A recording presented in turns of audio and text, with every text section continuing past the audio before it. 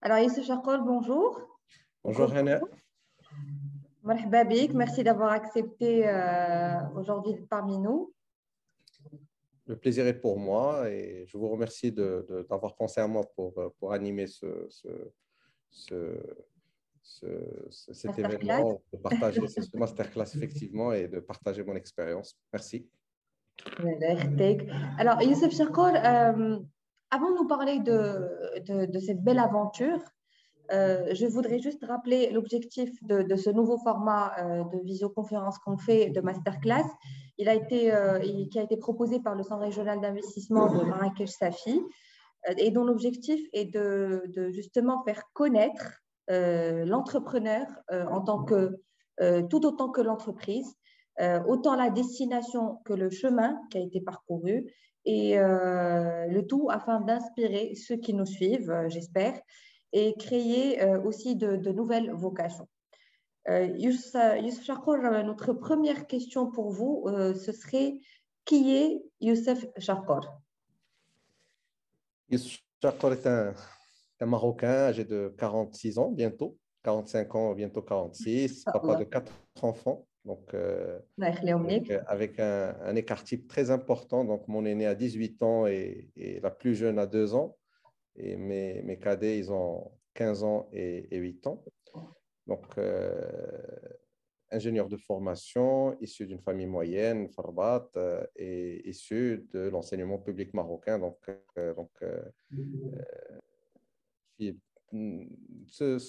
اللي كان كيقرا مزيان ودار لي شوا ديال هذوك اللي كيقراو مزيان دونك دار سيونس مات دار بريبا دار اون ايكول دانجينيور ليكول محمديه دانجينيور à Rabat. Et ensuite, j'ai travaillé chez Unilever pendant 5 ans, ensuite chez Afia, chez Savola au démarrage pendant 5 ans. Et ensuite, j'ai démarré mon aventure. Donc, mes parents, ma mère est une sage-femme, donc c'est quelqu'un qui a eu une grande influence sur moi, sur mon éducation, sur mon système de valeurs. Oulouelid Lahmoud Toufa, quand moi j'étais jeune, donc moi j'avais 10 ans et j'étais l'aîné de mes frères et sœurs, donc j'ai dû jouer un rôle un peu précoce qui m'a donné un peu de maturité avant l'heure. Youssef Chakor هو هذا. Donc c'est ce qui a influé sur ce que je suis devenu. تبارك الله عليه يوسف شاكور. Et alors, dites-nous, quand avez-vous décidé de devenir entrepreneur? Quel a été le déclic en fait? Au fait, comme je vous ai expliqué, je suis issu d'un cursus classique, très classique, où l'entrepreneuriat n'est pas du tout une option. Donc, on n'est pas du tout préparé, la formation, l'éducation, à devenir entrepreneur. Au contraire, on est préparé à devenir de très bons salariés, d'être dans la meilleure situation et chercher la meilleure stabilité possible. Effectivement. Et ce n'est qu'en sortant de mes zones de confort que j'ai commencé à devenir un peu... Donc, j'étais dans un modèle de succès par rapport au profil. J'étais directeur commercial à l'âge de 27 ans. J'ai joué un rôle de direction générale d'une grande structure à l'âge de 32 ans. Donc, voilà qu'il y avait quelque chose qui manquait et que moi, je n'arrivais pas à identifier. Et le fait d'avoir vécu des expériences humaines différentes, donc l'élément déclencheur était l'ascension du mont Kilimandjaro. Donc, avec ma femme, un groupe de personnes, on avait fait le mont Kilimandjaro et c'était une expérience humaine où on sortait de notre cadre naturel et de confort. Et les conditions extrêmes m'ont mis dans une situation où je devais choisir, où je devais prioriser certaines choses. Et je devais faire une introspection au fond de moi. Je connais qu'est-ce qui me fait plaisir et qu'est-ce qui me rend plus heureux. Donc, ce que j'ai trouvé dans cette histoire ou dans cette aventure, c'est que ce qui me rendait plus heureux, ce qui me donnait du sens à ma vie, c'était l'impact. J'étais quelqu'un qui se nourrissait plus par l'impact que par le matériel ou par le succès dans une carrière. Et l'impact, j'arrivais à le définir par l'impact sur les gens et l'impact sur la planète et de dire, quand je fais quelque chose de noble, ça me rend plus heureux, ça me rend... Et c'est comme ça, c'est à ce moment-là où j'ai défini et je savais que ce que je voulais faire, c'était d'être dans une structure d'impact. Maintenant, il y a aussi un autre exercice ou là, une autre introspective que j'ai eu l'occasion de mener une fois. Et je crois que je devais avoir 27 ans. C'est de faire la liste de toutes mes envies. Tout ce que j'ai envie de faire matériellement. Et de tracer une ligne et de mettre d'autres. J'ai fait une projection de revenus sur la base du salaire jusqu'à 62 ans. Donc, je me suis dit, est-ce que avec ma projection de revenus, avec des augmentations tous les 3 ans, là, tous les Vous ans, avez imaginé tout le scénario sur j'ai, les 30 années à venir.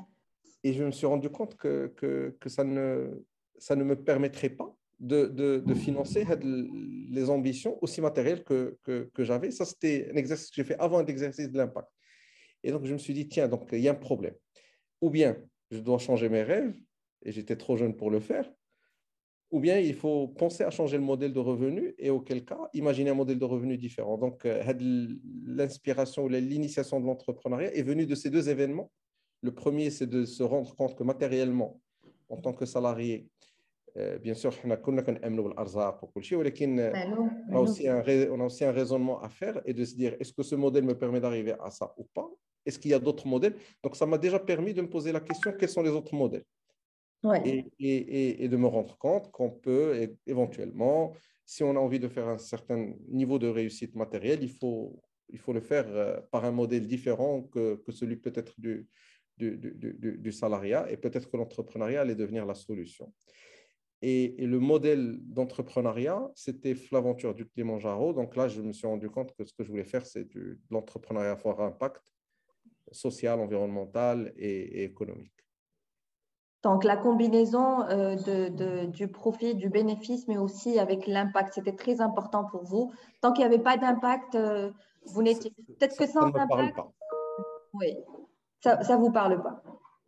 Très bien. Alors, bah, ça répond un peu à ma prochaine question.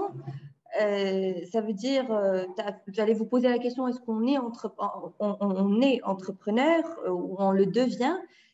J'imagine que non, on n'est pas obligé de naître. Je vous laisse y répondre alors, parce Non, qu'on est aussi intéressé par savoir si c'est le cas ou pas et quelles sont les qualités d'un bon entrepreneur, justement.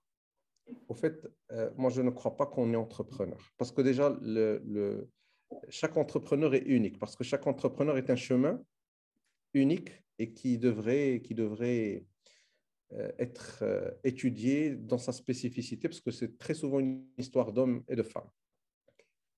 Euh, Moi, je crois qu'on apprend à devenir entrepreneur le jour où on apprend à comprendre qui on est et quels sont nos points forts et nos points faibles, et comment est-ce qu'on peut construire sur nos points forts pour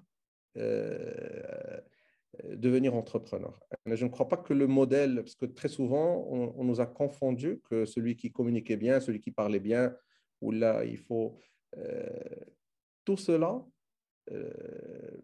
et quand on voit les exemples de réussite mondiale, il n'y a pas, quand on voit Mark Zuckerberg, euh, il n'y a pas un profil, ce n'est pas le tchatcher qui réussit Oui. forcément. Chacun avec sa spécificité, le développeur, l'introverti, celui qui écoute plus que les autres, chacun a un positionnement entrepreneurial différent. Et donc, la réponse est on apprend à devenir entrepreneur lorsqu'on apprend le maximum sur soi-même et lorsqu'on identifie nos points forts et on essaie de construire autour de ces points forts. Exactement, exactement, très très bien dit. Excellent. Et donc, alors, dans votre parcours, la vérité quand même très très très inspirant. Est-ce que vous pourriez partager avec nous quel a été votre plus beau moment, celui qui vous a impacté le plus positivement sur votre le plus beau. Je vous laisse dire. Au fait, il y a eu beaucoup de moments intéressants. Et dans un chemin entrepreneurial, il y a beaucoup d'échecs, beaucoup de succès. Je crois que parmi les moments importants, positifs, c'est des moments que j'ai pu partager avec les équipes, le jour où on a pu rassembler toute l'équipe, ou tout toute la structure autour d'un OA Day pour parler de stratégie, pour expliquer ce qu'on est en train de faire et quand ça marche. Et on voit que des gens qui ont démarré il y a 2 ans, ou qui ont démarré il y a 1 an, on voit quand on voit la matérialisation de la mission, qu'on est vraiment en train d'accompagner des gens dans un chemin de développement et d'amélioration sociale par l'entreprise Donc moi personnellement, c'est des moments qui me font énormément plaisir. Il y a aussi eu quelques moments, je vais dire, de gloire, parce que mon parcours fait des moments de gloire et des moments, je Bien vous en sûr, parlerai aussi, d'échecs. exactement. Des moments de gloire, GES de Marrakech 2004, je pense 2014, une rencontre avec Joe Biden. Et lorsque la princesse d'Angleterre, je me suis mis Charles, l'actrice et son mari, comment il s'appelle? L'acte, William et Kate, William, non, pas Kate, pardon. Moi aussi, j'ai oublié le nom. Bon, quand ils étaient venus au Maroc, donc je leur ai présenté le projet de l'application pour la collecte des déchets. Et on était supposé avoir, je crois, 3-4 minutes. Ils sont restés peut-être un quart d'heure ou 20 minutes à poser des questions. Donc, tellement ils euh, étaient intéressés, ils étaient intrigués par, intrigués. et ils posaient plein de questions, comment vous allez faire ceci, comment vous allez faire cela. Donc, et donc, en fait, parce que l'entrepreneur, il est tiraillé entre sa réalité d'aujourd'hui et son futur. Le futur est toujours prometteur, la réalité est toujours dure, Exactement. et la réalité peut nous plomber, nous tirer vers le bas, ou le futur peut nous garder dans des nuages. Donc, c'est l'équilibre entre les deux. Mais on a besoin de se nourrir du futur. On a besoin de se nourrir de cette ambition, même lorsque la réalité, des fois, elle n'est pas positive, de se faire tirer par le rêve. Et lorsqu'on trouve du réconfort ou lorsqu'on trouve des alliés ou là, des gens qui nous disent, tiens, c'est super ce que vous faites, qui ont un calibre international ou qui ont un calibre mondial, ça permet parce que le problème de l'entrepreneur, c'est lui, il est convaincu de ce qu'il fait. Oui, Mais la effectivement. réalité, la réalité du terrain est pleine de contraintes, de challenges qui lui dit ce que tu fais ne va pas marcher. Et donc, c'est ce niveau de conviction dans la transformation qui fait.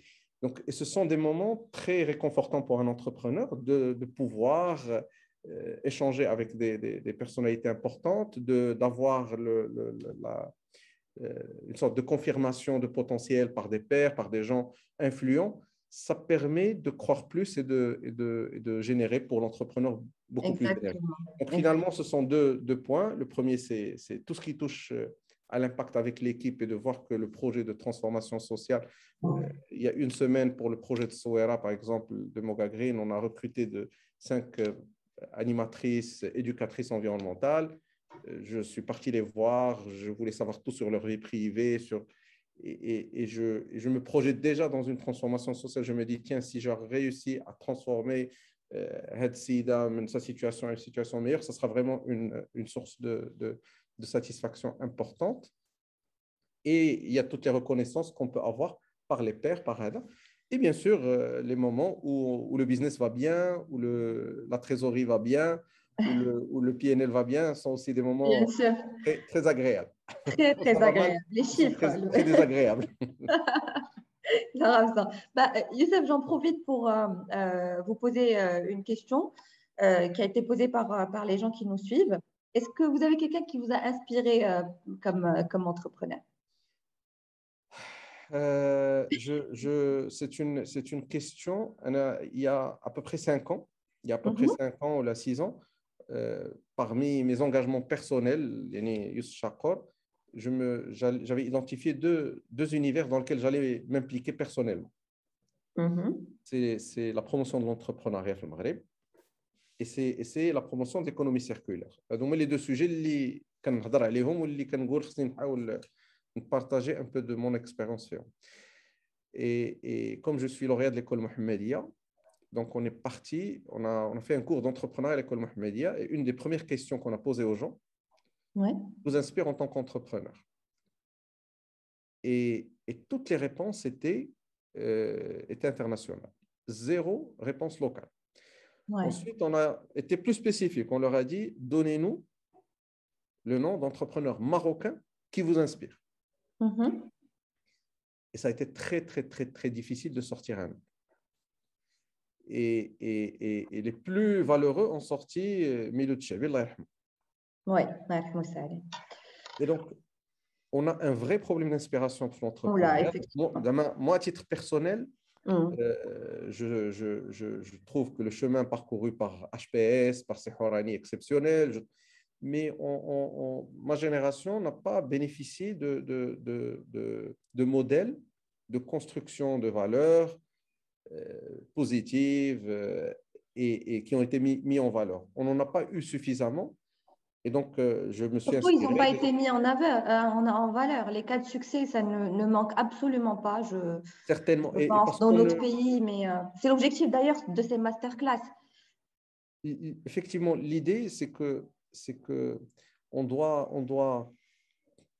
mettre les entrepreneurs de plus en plus en avant et célébrer leurs succès et leurs échecs. Après, Exactement. on parlera de mes échecs parce qu'ils sont retentissants, ils sont importants, mais il faut qu'on arrive à mettre en valeur et à mettre en avant les entrepreneurs et leur chemin, parce que comme vous avez dit tout à l'heure, ce qui est important, c'est le chemin. Oui, effectivement. Et dans beaucoup de sociétés où l'entrepreneuriat, je prends l'exemple des États-Unis, les deux premières questions qu'on vous pose, c'est parlez-nous de vos échecs. Si vous n'avez pas d'échecs, vous n'êtes pas investissable. Vous n'êtes pas un entrepreneur Effectivement. chez qui on veut investir. Au Maghreb, si vous avez des échecs, vous êtes blacklisté ou là, c'est l'inverse. Donc, il va falloir qu'on accompagne la transformation de culture. L'entrepreneuriat est nécessaire pour le développement du pays. Les nouvelles économies ne vont pas être adressées par des entreprises classiques ou par des entrepreneurs classiques. Les entrepreneurs classiques doivent participer par de l'investissement, par de l'accompagnement, par un certain nombre de... Mais ce sont des entrepreneurs d'un son nouveau, de valeurs nouvelles, de systèmes nouveaux qui doivent adresser des nouvelles opportunités. Et au Maroc, on n'a pas encore craqué le modèle. On n'a pas encore réussi à craquer le modèle. Mais ça ne veut pas dire qu'on n'essaye pas. C'est-à-dire l'écosystème essaye, l'État essaye, les Bien sûr. instances essayent, mais Tout à fait. on n'est pas encore au niveau de succès que nous devons avoir. Et alors que nous avons des talents pour, je dirais, les jeunes entrepreneurs Absolument. marocains, ils devraient aspirer à réaliser de belles réussites et on n'y est pas encore. Absolument, absolument. Je suis tout à fait d'accord. Nous ne manquons absolument pas de matière. On l'a, alhamdoulilah. D'ailleurs, rien qu'aujourd'hui, nous avons, un peu comme vous, six autres histoires inspirantes. Et Super. si ce n'était pas la limite du temps, genre, réellement, si ce n'était pas la limite du temps, je pense qu'on aurait pu aller jusqu'à 30 ou 35 histoires inspirantes. Merci beaucoup, Youssef. Revenons à vos échecs. C'est très, très important. Ces moments difficiles, je pense que c'est ce que les entrepreneurs attendent le plus. Au fait, les échecs, il y a plusieurs manières de mesurer un échec. Des fois, quand on veut lancer une initiative et qu'elle n'aboutit pas, c'est un échec. Mais il y a aussi d'autres types d'échecs qui sont plus importants. Moi, en tout cas, une de mes structures, j'ai dû l'arrêter parce qu'on n'y arrivait pas. Donc, j'ai dû gérer un processus carrément de redressement parce qu'on a mal négocié une période. Dans notre activité de collecte des huiles, on collectait des huiles, on les valorisait sur un marché international. Ce marché international était indexé sur le pétrole.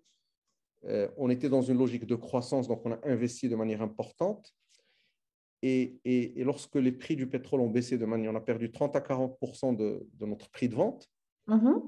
On n'a pas pu refléter la baisse de marge sur nos coûts de structure. Et des fois, ne pas prendre une décision. Et j'avais 3 choix possibles et j'ai choisi, je crois, le plus mauvais. Les 3 choix possibles, c'était de couper dans la ressource et de réduire la structure. Le deuxième choix, c'est de trouver un investisseur patient qui allait gérer la transition, on gérer la transition. Oui. On n'a pas réussi à le trouver parce que structurellement, le marché allait repartir. Les conditions de Exactement. marché, et c'était un événement conjoncturel qui a fait que les prix avaient baissé. Mais conjoncturel 2 ans, ça vous tue une entreprise. Ou le troisième choix, c'est de dire on va se débrouiller. On va trouver le moyen de ne pas licencier, mais en même temps, on va trouver, on va essayer de bricoler limite au sein de. Et c'était malheureusement le choix que moi j'avais fait à l'époque, et c'était un très mauvais choix parce que ça a mis l'ensemble en péril. Tu oublies même ta mission de dire, moi, je veux avoir un impact positif sur les gens. Tu n'es plus capable de le réaliser parce que tu n'as pas pu faire des choix difficiles à un moment donné. Donc, l'expérience était très difficile, très douloureuse parce que d'abord, on se reproche à soi-même toutes les mauvaises décisions qui ont été prises ou toutes les bonnes décisions qui n'ont pas été prises. Donc, vous avez un coût moral très, très important. Ouais. Et on commence à douter de sa capacité. On se dit, c'est moi qui ne suis pas bon. Et alors que le moteur d'une start-up ou d'un entrepreneur, c'est son moral. Et c'est la première source d'énergie qui va être déversée dans la structure et qui va alimenter tout le monde. Et lorsque ce moral et cette confiance en soi n'est pas bonne, et malheureusement, l'environnement n'est pas favorable. Il vous rappelle ou là, il vous met en face de votre échec plus que il ne vous offre l'opportunité Donc, vous voulez dire qu'autour de vous, les gens ne vous... C'est les gens autour de vous qui ne vous les gens, encouragent pas, les banques, qui vous tout, rappellent encore plus l'échec. bien sûr, bien sûr. Et on ne vous pousse pas vers rebondir. Donc, Anaya, bon, alhamdoulilah, donc j'ai connu le cycle négatif. Ensuite, je me suis dit intrinsèquement, et le fait de partir à l'étranger, partir faire des formations, partir rencontrer des entrepreneurs à Réinventer l'international. quelque part. Hein. Oui. Exactement. Je suis reparti, je suis revenu avec la conviction que je n'étais pas si mauvais que ça, que je suis bon et que. Donc, c'est important, c'est important. Les Ce entrepreneurs doivent garder sentiment, ça en tête. exactement, de la confiance, l'environnement local ne nous la donne pas.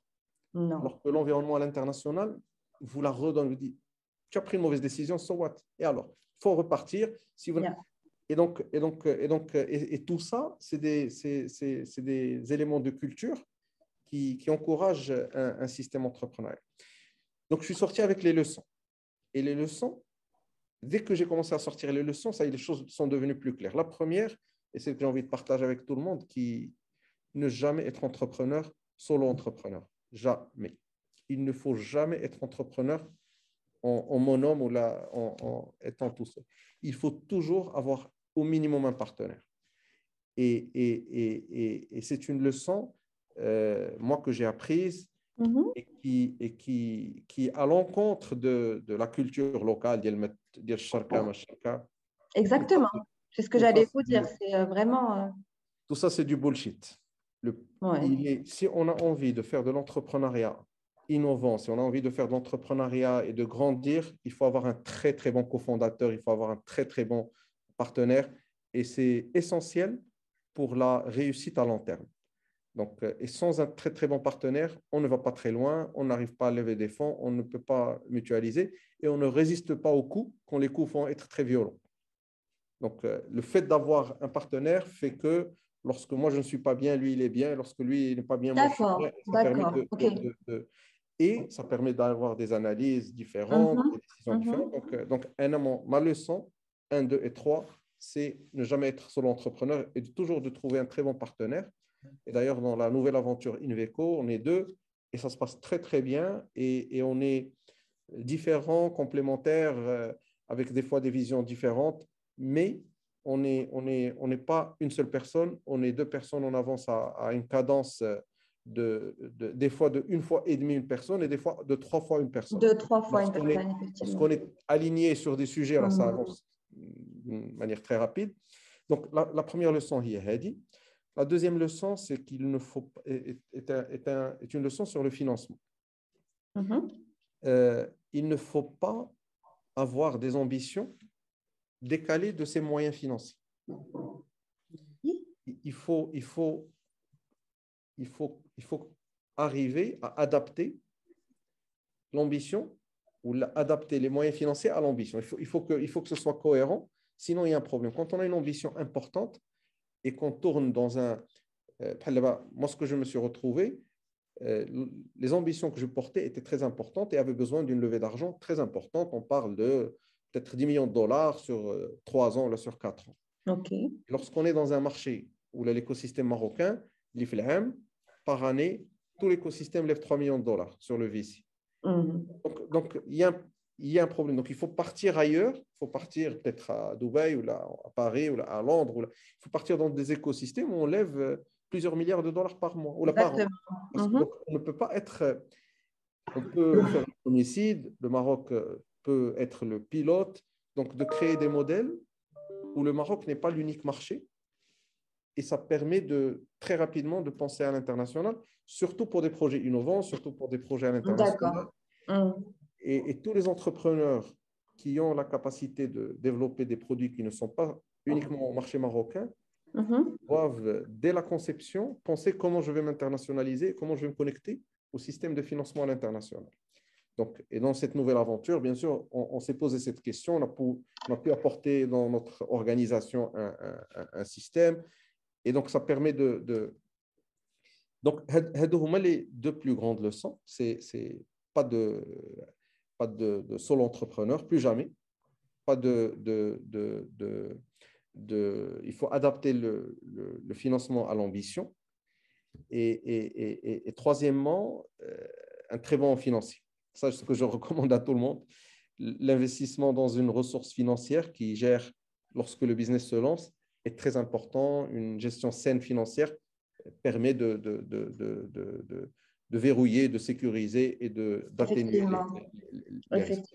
D'ailleurs, on a Mohamed avec nous qui ajoute comme commentaire, avoir un partenaire, ça favorise le brainstorming aussi. Donc, j'imagine qu'avec votre partenaire sur une Veco, bien sûr, vous rejoignez vos idées. Bien sûr, avec Aziz, on a des réflexions complémentaires et des fois, il me dit des choses, je lui dis, ce que tu racontes, c'est de la folie. Je reviens 3 jours après, je lui dis, finalement, j'ai repensé à ce que tu as dit et peut-être que dans ce que tu as dit, il y a ça et ça et ça, et ça nous permet de co-construire sur des idées et c'est très, très important. C'est très important. Je vais en profiter, pardon, pour prendre... les questions sont nombreuses, hein, les questions des gens qui nous suivent. On a Lamia aussi qui nous demande qu'est-ce qui nous manque pour être comme la Jordanie ou l'Égypte ou encore le Nigeria? Est-ce que c'est uniquement une histoire de mindset? Au fait, moi, je fais partie d'un réseau d'entrepreneurs qui existe dans ces pays qui s'appelle Endeavor.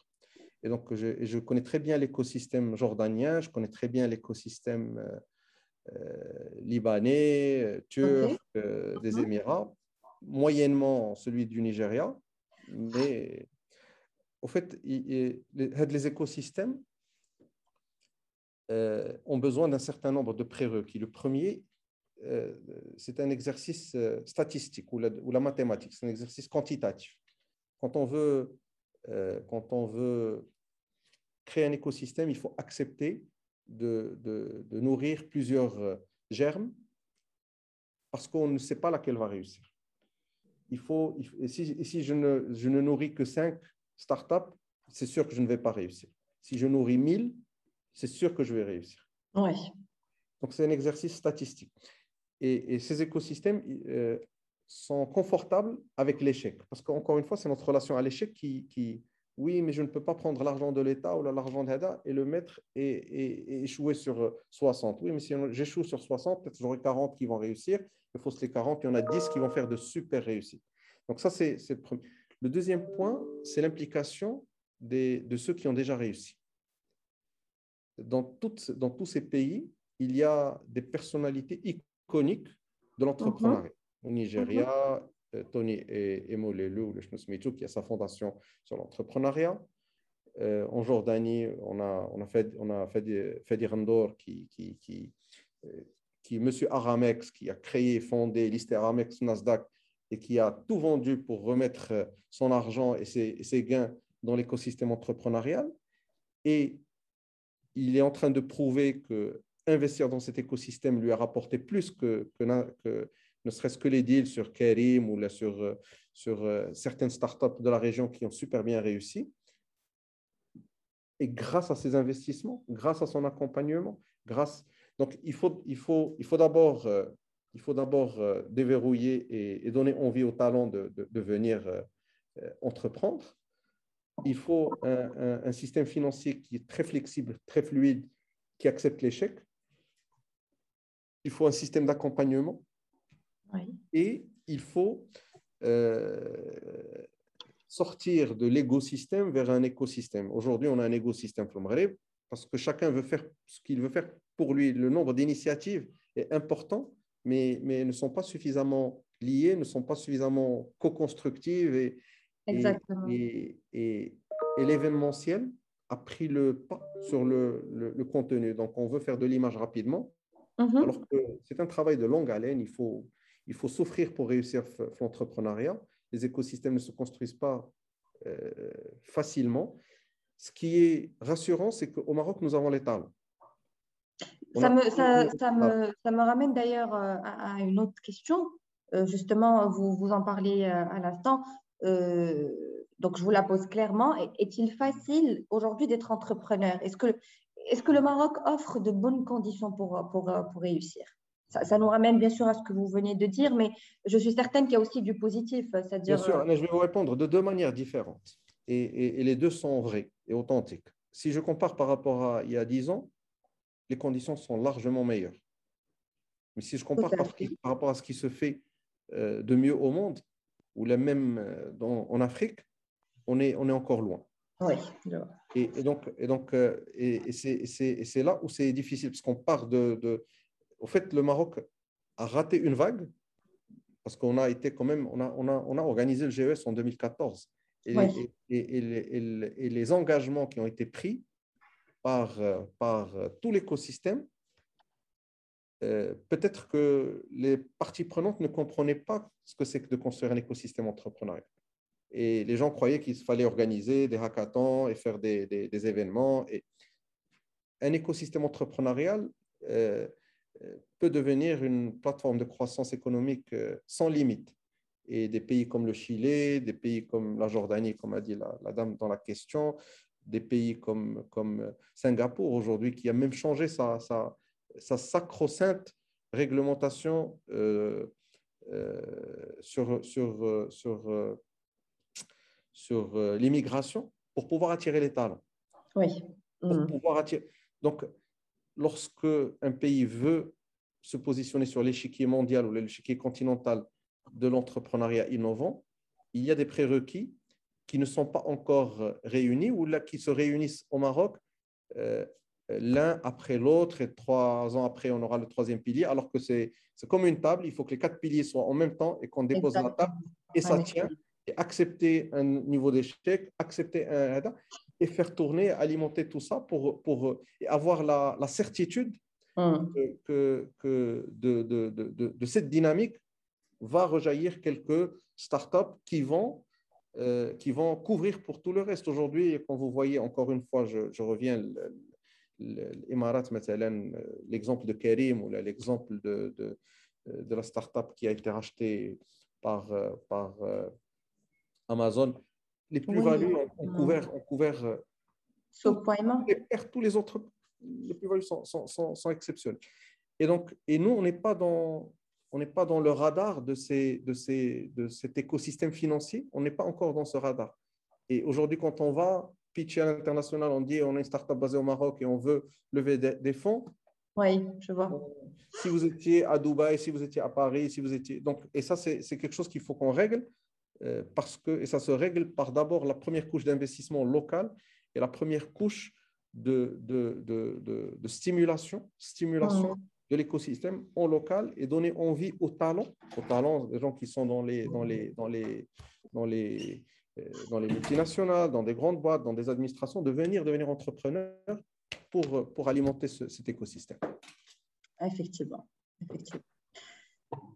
Merci Youssef. Alors maintenant, Maintenant, parlez-nous de votre dernier projet, justement, sur lequel vous êtes cofondateur avec Aziz, comme vous disiez, Inveco, c'est ça. Et Exactement. je vous En laisse en fait, parler. Inveco, c'est une version 2.0 du premier projet. Donc, parmi Oui. les leçons qu'on a tirées, c'est que on n'était pas le modèle n'était pas suffisamment digitalisé, n'était pas suffisamment innovant. Et avec Aziz, on a construit un modèle et une ambition plus importante, de dire on va porter la digitalisation à l'extrême, on va développer une solution qui connecte les générateurs de déchets à des valorisateurs Mhm. via une logistique un peu ubérisée. Et dans les générateurs de déchets, on a identifié plusieurs profils, des professionnels, des particuliers, des industriels. Mhm. Et dans les familles de déchets, on a considéré que les huiles de friture étaient une première famille et qu'il y allait en avoir d'autres, le plastique, le verre et tout ce qui pouvait être valorisable, et que le croisement de cette matrice, on allait le connecter à des valorisateurs qui étaient demandeurs et qui sont prêts à payer un premium par rapport à un produit tracé et sourcé de la source, avec une preuve de traçabilité Oui. pour alimenter leurs industries. Donc, ce qu'il faut savoir, c'est que actuellement, le monde a pris un virage agressif dans la promotion d'économie circulaire, dans la promotion des actions de réduction d'émissions de CO2. Ce qui était avant des titres est en train de devenir ou des politiques concrètes. Oui. L'Europe, par exemple, l'Europe à l'horizon 2050 cherche la neutralité carbone, à l'horizon 2025, la promotion des biocarburants, à l'horizon 2024, 30% de PET recyclés dans le PET. Donc, il y a des actions concrètes qui sont actées par les Oui, politiques. ce n'est plus que des ambitions, en fait. Exactement. Et l'impact est important parce que le Green Deal européen fait qu'aujourd'hui, si on ne, le politique a pris des engagements, a mis des Mhm. mesures, et que les entreprises doivent trouver les moyens de les concrétiser. Tout à fait. Nous, on vient se positionner pour combler le gap entre la source de génération de déchets et au lieu qu'elles Mhm. partent vers des filières non structurées, qu'on puisse les capturer et les mettre dans ces filières qui ont ce besoin et qui sont prêts à payer un premium. Je vous donne un exemple. Par exemple, Coca-Cola Oui. a pris un engagement à l'horizon 2030 de recycler 100% de ses emballages au Maroc. Pas au Maroc, dans le monde. Dans le monde, oui. Exactement, 100%. c'est un engagement. Donc, l'Europe, c'est un territoire, ou là, c'est un gouvernement. Là, on parle de marque. Là, on parle d'entreprises privées qui ont pris des engagements concrets. Unilever, la même chose. Procter, la même chose. Mhm. Ils ont tous pris des engagements auprès de leurs investisseurs de transformation du modèle, de dire je vais recycler 100%, je vais recycler 100% de ce que je consomme comme plastique. Et donc, pour transformer ça en action concrète, il faut des modèles de collecte plus adaptés. Et nous, on vient apporter des solutions. On leur dit, écoutez, nous, on va créer des communautés. On Mhm. va connecter ces communautés via nos plateformes digitales Mhm. à notre logistique qui est un peu ubérisée, qui est socialement inclusive. Et on va pouvoir vous mettre à disposition ces volumes. Et on nous dit, d'accord, on est prêt à l'acheter avec un premium, ou là, on est prêt à contribuer au financement de l'éducation ou de la sensibilisation Donc, et notre ambition pour Inveco, c'est de pouvoir faire ça à l'échelle continentale et mondiale. Et Parce que mondial, oui. Mhm. il n'y a pas encore de solution qui ambitionne de connecter le générateur et de créer un circuit alternatif par rapport au circuit de collecte classique. Et c'est ce qu'on essaie de faire, bien sûr avec de la traçabilité, de la blockchain, énormément de Donc, technologies. vous avez de premiers clients, vous avez déjà des clients pour Inveco? Exactement. Donc, sur C'est la qui vos partie, donc clients? ce qu'on est en train de faire, c'est de instaurer ce modèle sur notre métier classique, les huiles. où nous avons développé une application. Nous sommes en train de connecter les restaurateurs à cette application et Oui. pouvoir générer. Et sur la partie household, notre premier pilote, c'est celui qui est en train de démarrer Fswera, où l'ambition est de toucher 20 000 foyers et de les connecter à cette plateforme pour pouvoir valoriser tout ce qui est recyclable dans ces... Et donc, on fait ce projet Fswera, on le fait par le biais d'une fondation, d'une association qui s'appelle Big Green, qui a comme ambition d'accompagner les territoires dans la mise en place de démarches technologiques pour la gestion de leurs déchets. Et on a un réseau de partenaires, de marques internationales, de fondations à l'international, qui nous accompagnent dans la mise en œuvre, surtout sur la partie éducation, sensibilisation, pour pouvoir recruter cette communauté et la connecter et La lui donner connexion. et financer un programme d'incentive pour cette communauté, pour lui donner plus envie de faire du Excellent. tri sélectif. Excellent. Donc on est dans dans une grosse matrice. On est en train de mettre deux gros blocs de la matrice actuellement. On est en train d'essayer aussi de dupliquer le modèle à l'international. Parce que avec ces trois pilotes réussis, Inch'Allah, ça veut dire qu'on peut accélérer le développement et la croissance du modèle dans toute la région Middle East Africa. Et sur la partie huile, par exemple, nous avons déjà un partenaire stratégique qui s'engage à reprendre tout ce que nous collectons et à participer dans le financement de la croissance. Sur la partie plastique, nous avons des partenaires stratégiques sur le carton, sur le verre. Et donc, l'objectif maintenant, c'est de massifier et de faire en sorte que tout ça soit à grande échelle. À grande échelle. Big Green, vous avez une vitrine web, des réseaux sociaux, des pages réseaux sociaux, comme ça, si Bien les sûr, entrepreneurs qui nous suivent veulent rejoindre votre communauté. bien sûr. Aujourd'hui, ils retrouveront sur Facebook Moga Green. Moga C'est Green. le premier territoire dans lequel on déploie l'initiative et le territoire de Souera, donc Mogador. Et dans la démarche d'accompagnement des territoires, on leur propose un branding d'une initiative locale. Parce qu'on a l'objectif pour nous, c'est après d'avoir 10 000 territoires avec un branding spécifique, mais tous sous une ombrelle ou là, une marque en chapeau les mêmes modèles, les mêmes mécanismes qui s'impliquent. Mais on veut, parce qu'on veut impliquer le citoyen, parce qu'on veut impliquer le territoire, il faut qu'il y ait cette dimension locale qui leur donne envie. On veut être pas une multinationale, mais une multilocale association ou la compagnie. Donc, c'est de juxtaposer. Les processus sont les mêmes, mais le modèle local est très important. Donc, Moga Green est le nom de l'initiative Donc, et est en train ils d'être cherchent Moga Green. exactement. Très, très bien. Très, très bien. Merci. Merci infiniment, Youssef. Merci pour votre générosité. Merci d'avoir partagé avec nous votre parcours qui va, j'en suis sûre, inspirer beaucoup d'entrepreneurs. Merci infiniment. Je vous laisse dire un dernier mot. Alors, un dernier mot pour conclure, si vous devez directement vous adresser aux porteurs de projets et aux entrepreneurs, qu'est-ce que vous leur direz comme dernier mot? Je leur dirais, l'entrepreneur est un acteur dans la société dont on a besoin, mais qui n'est pas suffisamment valorisé aujourd'hui. Et donc, ils ne devraient pas mesurer leur importance avec la valeur que leur donne la société aujourd'hui, mais avec le potentiel qu'ils peuvent débloquer dans le futur. Et pour ça, il faut trouver des sources d'énergie, il faut se nourrir de missions, de problématiques, d'apports à l'humanité. Il faut qu'ils puissent se nourrir de choses qui leur donnent l'énergie et que ce setup n'est pas facile, mais qui est possible et que si dans beaucoup de pays, on a déjà vu l'émergence de startups avec des rounds de financement, avec des niveaux de réalisation de chiffre d'affaires très importants. Ça devrait aussi être le cas pour le Maroc. Et moi, je vois beaucoup j'ai rencontré beaucoup d'entrepreneurs.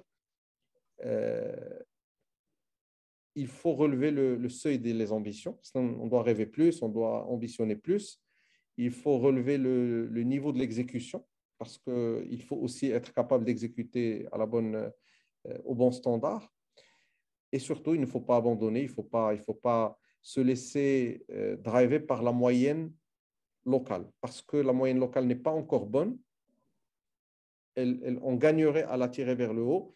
La moyenne continentale est déjà très, très, quand on voit Indela, des startups, quand on voit des startups africaines, où est-ce qu'elles sont déjà arrivées, on devrait se dire que c'est possible en Afrique et qu'il n'y a pas de raison de ne pas avoir des réussites from Morocco. Et on a quelques-unes qui commencent à émerger.